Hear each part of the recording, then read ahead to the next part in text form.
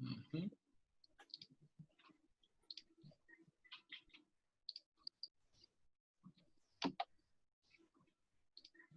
Hola Andrés, Hola, ¿cómo estás? ¿Bien? muy bien. El Entonces, tema de hoy. como les estaba diciendo, hoy vamos a hablar sobre un Dios conocido, que es un título un poco intrigante, un poco así como que genera expectativa. Pero entonces sí, como les decía, es el Dios que nosotros estamos conociendo, el Dios con el cual estamos desarrollando y fortaleciendo esa relación. Un Dios conocido. Entonces, vamos con la primera diapositiva, Mayuri. Bueno, en esta diapositiva vemos al apóstol Pablo en la ciudad de Atenas, predicándole a los atenienses y a todos los que residían en el lugar, ¿sí? Recordemos que Atenas, pues, ha sido la meca de la sabiduría, la meca de muchas de las fortalezas del ser humano, ¿sí? Empezando por la sabiduría, los comienzos de la filosofía, también el atletismo y todo lo que tenía que ver con las Olimpiadas, inició en ese lugar. Sin embargo, en este momento, pues no era, digamos que la época dorada de Atenas, ¿sí? Fueron momentos un poco de crecimiento, o sea, el esplendor de Atenas no estaba como un siglo antes estaba ocurriendo. Entonces, quiero que miremos, voy a leerles un poco de lo que sucede acá. Nos vamos a adelantar un poquito, Mayuri, con las imágenes. Eso. Y quiero que leas esta primera imagen, esta primera diapositiva. Hechos 17:16. Mientras Pablo esperaba en Atenas a Silas y a Timoteo, se indignó mucho al ver que la ciudad estaba llena de ídolos. Por eso discutía en la sinagoga con los judíos y con otros que adoraban a Dios. Y cada día discutía igualmente en la plaza con los que allí se reunían. Uh-huh. Y mientras, si quieres, te devuelves a las imágenes que están antes. Eso. Quedémonos ahí. ¿En la anterior? Uh-huh. Eso. Entonces, aquí en este lugar, ¿sí? Pablo iba a las sinagogas o los lugares donde se reunían los judíos, pero él vio que habían muchos filósofos y muchos pensadores que se reunían en estos lugares que eran de origen griego y que ellos empezaban a tener ciertas disertaciones. Entonces en el versículo 18, y este lo leo yo, dice, también algunos filósofos epicúreos y estoicos comenzaron a discutir con él. Unos decían, ¿de qué habla este charlatán? Y otros decían, parece que es propagandista de dioses extranjeros. Esto lo decían porque Pablo les anunciaba la buena noticia acerca de Jesús y de la resurrección. Entonces aquí yo quiero contextualizar un poco el entorno. Esto fue, como les decía, en el año 50 después de Cristo, que no era la Atenas dorada, como les comentaba, no estaba en su total esplendor, como lo relatan pues muchos de los libros de historia o como quizá lo ilustra esta pintura de Rafael, predicando pues Pablo a los atenienses. Desde un siglo antes, Atenas venía en una decadencia política, ideológica y social. Y el entorno ideológico y filosófico al cual se estaba enfrentando Pablo estaba definido por dos escuelas filosóficas, de las cuales se habla precisamente en este texto bíblico, que era el epicureísmo y el estoicismo, ¿sí? Valga, ahí aclaro, epicureísmo, ¿ok? Y el estoicismo. El epicureísmo, por un lado, es un movimiento que abarca la búsqueda de una vida feliz mediante la búsqueda inteligente de placeres. Los intelectuales epicúreos, ¿sí? Hablaban en un lenguaje elevado, pero sus ideas los llevaban a un estilo de vida que era todo menos elevado, ¿sí? ¿Por qué? Porque ellos hablaban de que la búsqueda de su vida, la búsqueda de una vida feliz, era mediante la búsqueda inteligente de placeres.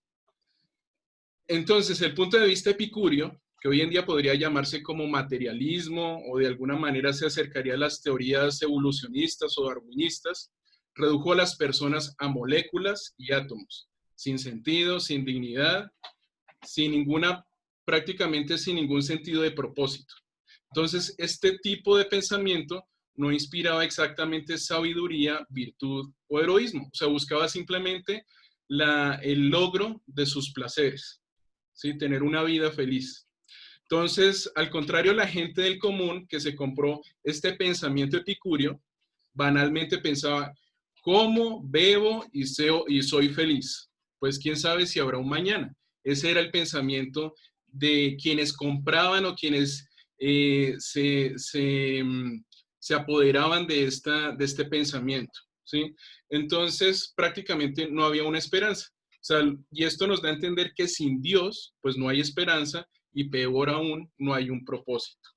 ¿Sí? No sé si de pronto ustedes han escuchado una frase muy conocida que decía, que dijo Dostoyevsky, más o menos, esto fue en el siglo XIX, que decía, si Dios no existe, todo está permitido. Y eso era prácticamente lo que predicaba este tipo de pensamiento, del epicureísmo.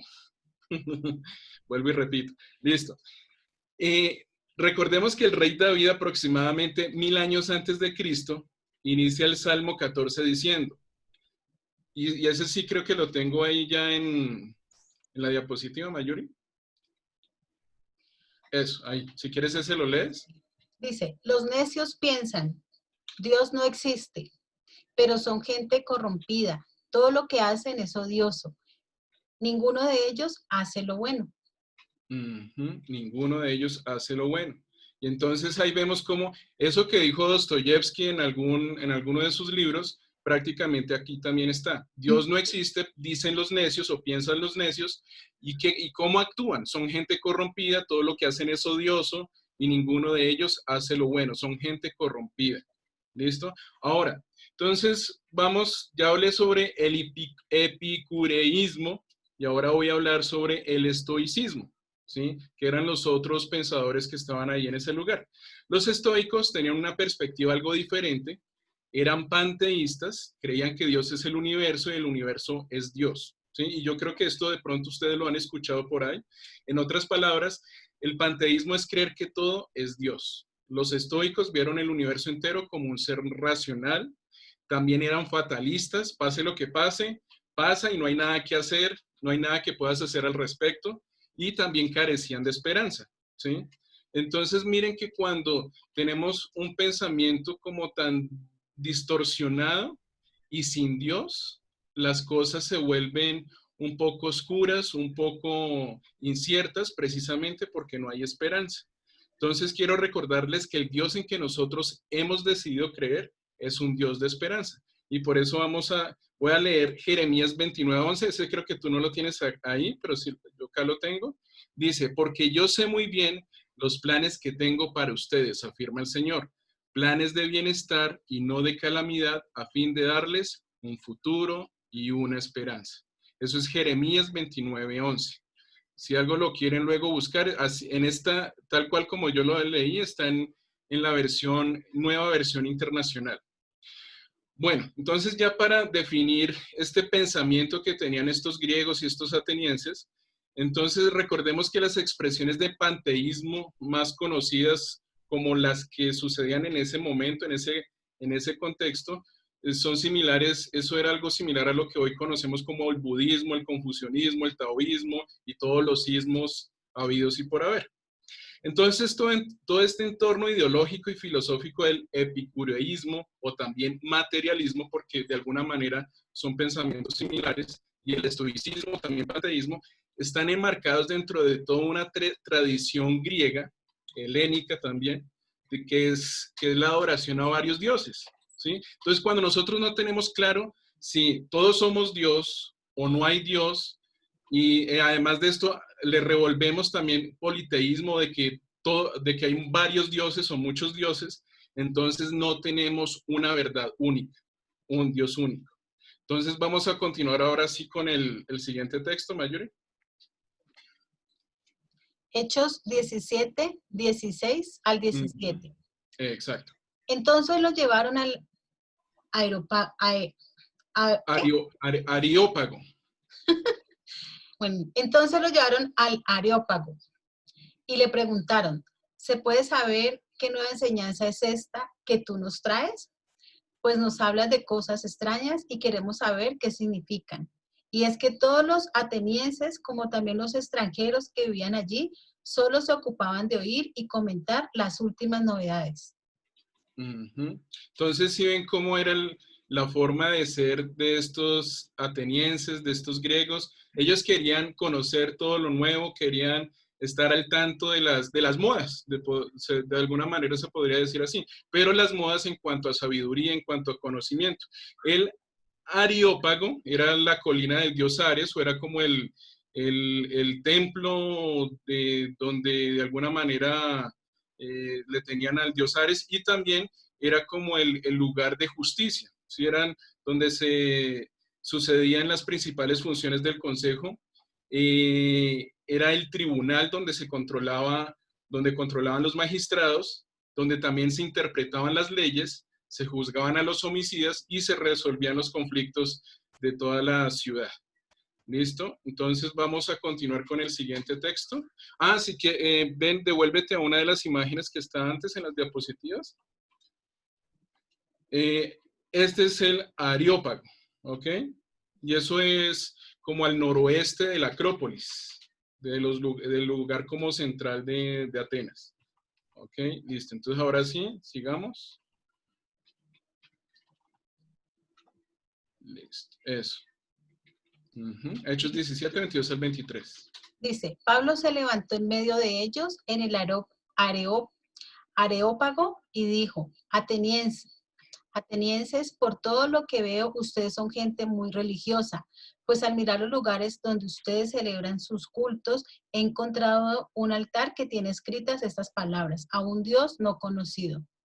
A un Dios no conocido. Y por eso el título del mensaje de hoy, del tema de hoy, a un Dios no conocido, pero nosotros estamos hablando de un Dios conocido. Y es precisamente acá, en este mismo texto, Pablo dice, pues bien, lo que ustedes adoran sin conocer es lo que yo vengo a anunciarles. Sí, es lo que yo vengo a anunciarles. Ahora, ¿por qué me vengo con todo esto? A veces a nosotros nos preguntan, bueno, ¿y cómo es ese Dios en el que tú crees? ¿Dónde yo puedo encontrar en la Biblia todo lo que tú me dices? ¿O cuál puede ser una buena estrategia para ayudarle a conocer a otras personas acerca de lo que tú me estás contando? O ustedes mismas, ¿cómo yo puedo contarles a otros sobre lo que hemos estado aprendiendo? Pues precisamente aquí en este texto de Hechos 17, prácticamente Pablo desarrolló una estrategia de evangelización, de cómo contarles a los demás acerca de Dios, acerca de Jesús y acerca del Espíritu Santo también. Entonces, vamos a leer el siguiente texto, Romanos 2:20. Pues desde la creación del mundo, todos han visto los cielos y la tierra, por medio de todo lo que Dios hizo. Ellos pueden ver a simple vista las cualidades invisibles de Dios, su poder eterno y su naturaleza divina. Así que no tienen ninguna excusa para no conocer a Dios. Así que no tienen ninguna excusa para no conocer a Dios. ¿Y quién es ese Dios? Precisamente ojalá sí pueden estar mirando Hechos 17, que yo lo voy a ir contando, yo lo voy a ir hablando mientras Mayuri nos va compartiendo otros textos.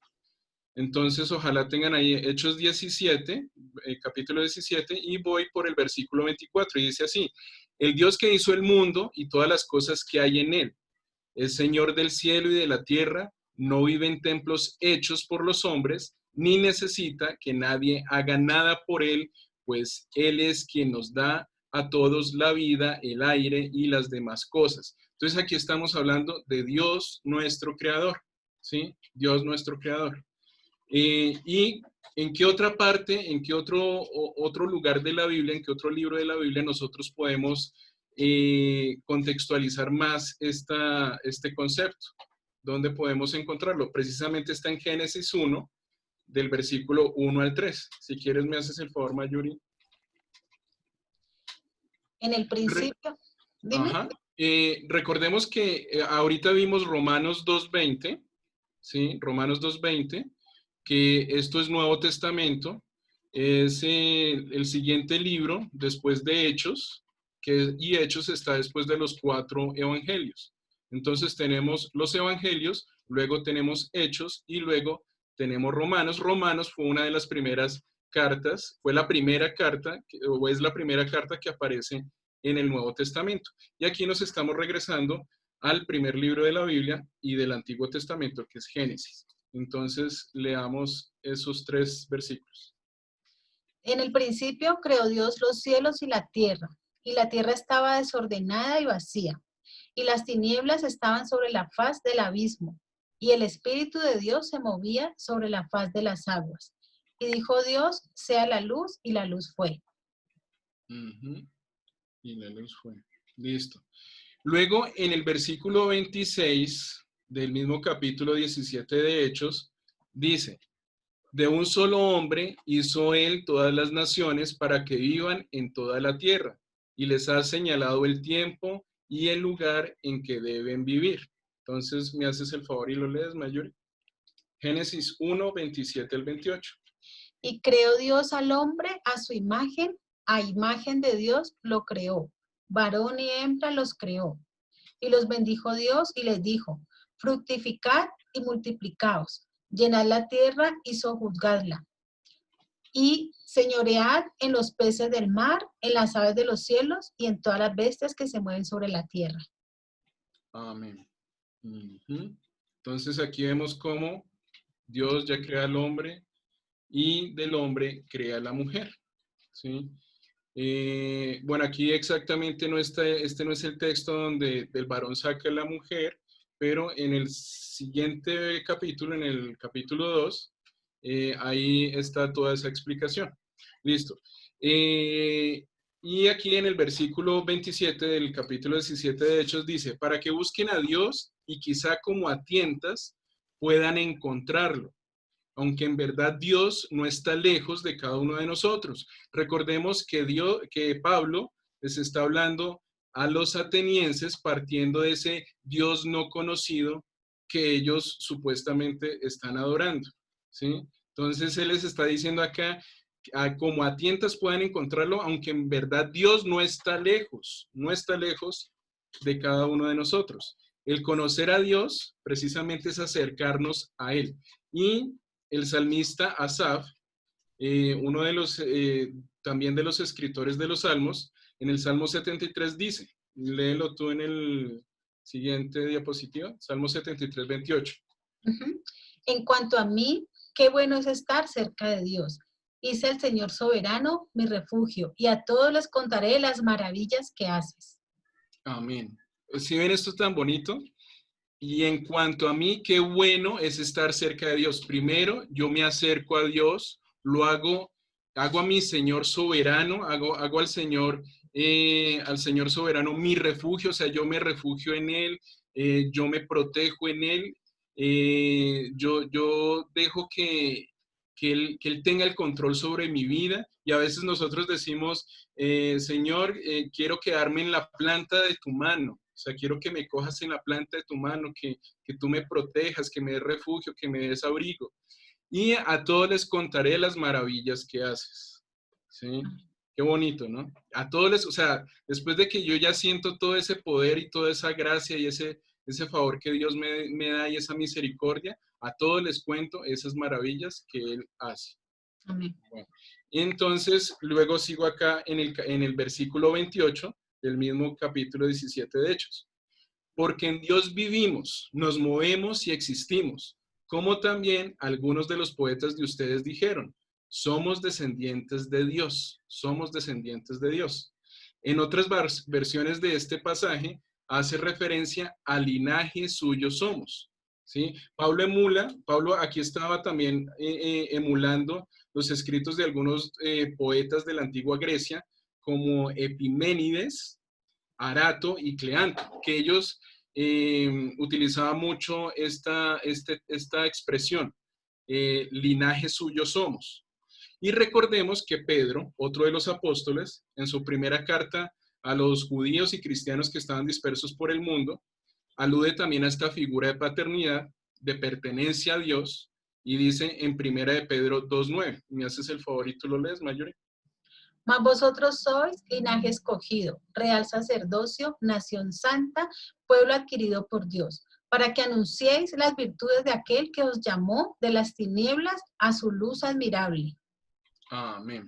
Ujú. Entonces somos linaje escogido. Yo este texto se lo escuché muchas veces a mi esposa y me parece hermoso. O sea, yo se lo escuché desde que estábamos orando con es más, no ni siquiera con los dos bebés, sino solo con uno y luego ya con los dos, cuando orábamos con ellos. Y de verdad es un texto muy bonito y que es muy hermoso incluirlo en nuestras oraciones, porque eso es lo que nosotros declaramos, que somos linaje suyo, que somos linaje escogido.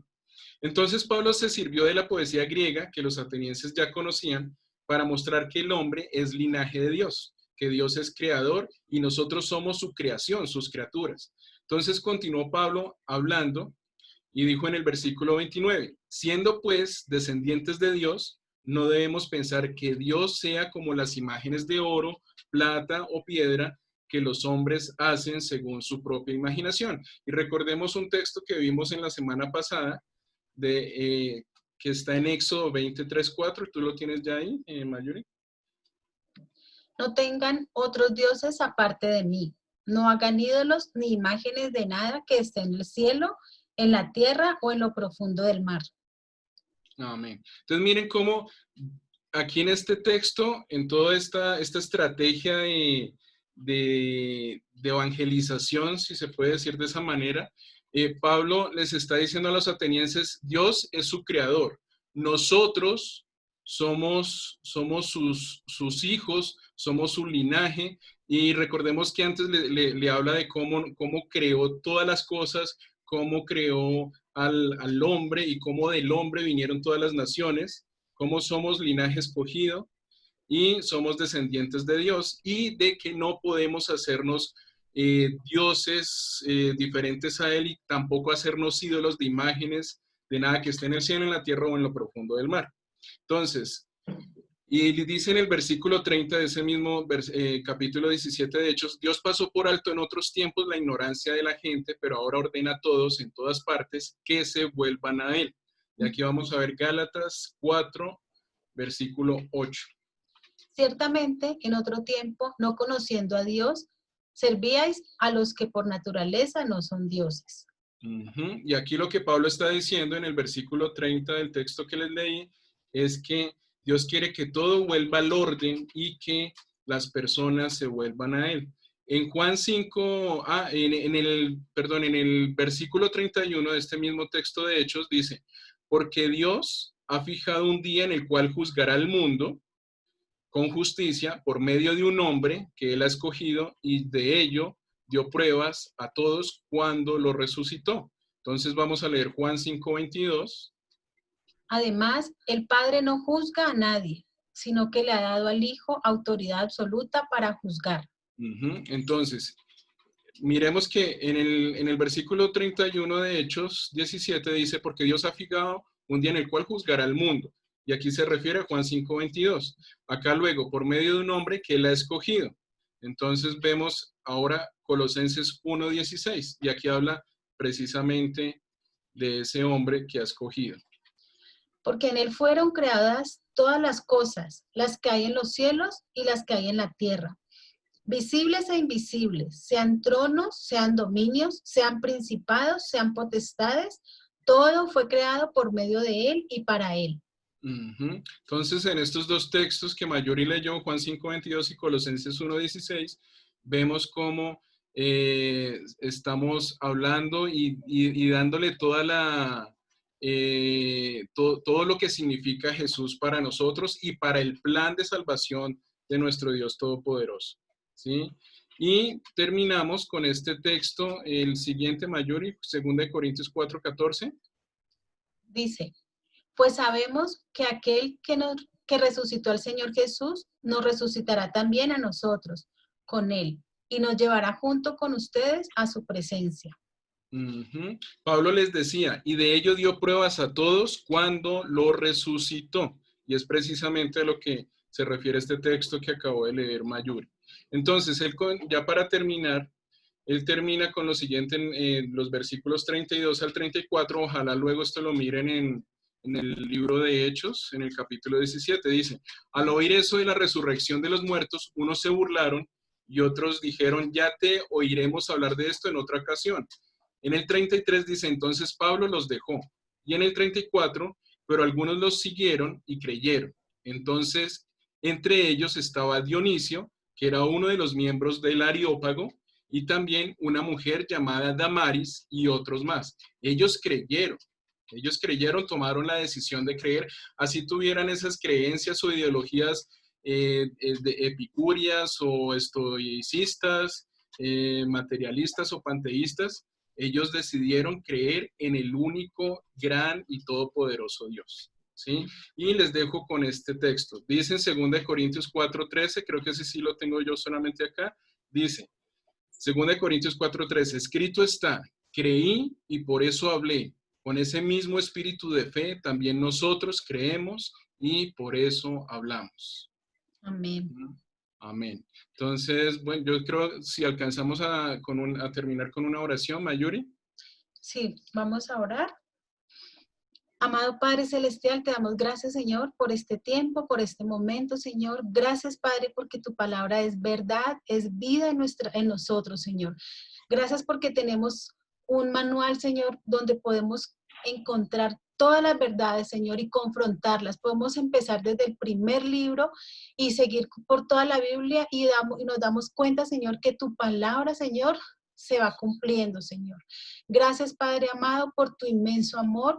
Gracias por hacernos tus hijos y gracias por el perdón y por la salvación que nos la has dado aún sin merecerla, Señor. Gracias porque tú eres un Dios de oportunidades.